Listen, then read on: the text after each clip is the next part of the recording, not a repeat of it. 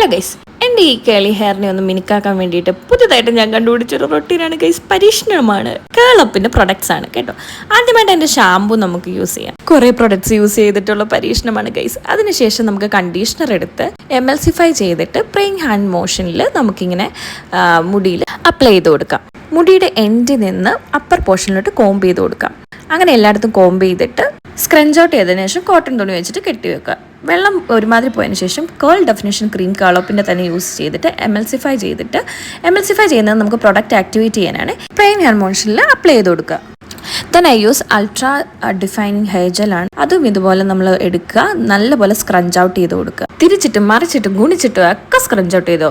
അതിനുശേഷം നീണ്ടൊരു കാത്തിരിപ്പാണ് ഗൈസ് മുടി ഉണങ്ങാൻ വേണ്ടിയിട്ട്. മുടി നന്നായി ഉണങ്ങിയതിന് ശേഷം നമുക്ക് കേളപ്പിൻ്റെ തന്നെ കേൾ നറിഷിംഗ് ഹെയർ ഓയിൽ യൂസ് ചെയ്യാം. അപ്പോൾ ഗൈസ്, നമ്മുടെ എക്സ്പെരിമെന്റ് സക്സസ് ആയി. ഇത് സൺലൈറ്റിലുള്ള റിസൾട്ടാണ് ഈ കാണുന്നത്. ലൈക്ക് ചെയ്യണേ. അപ്പോൾ ഓക്കെ.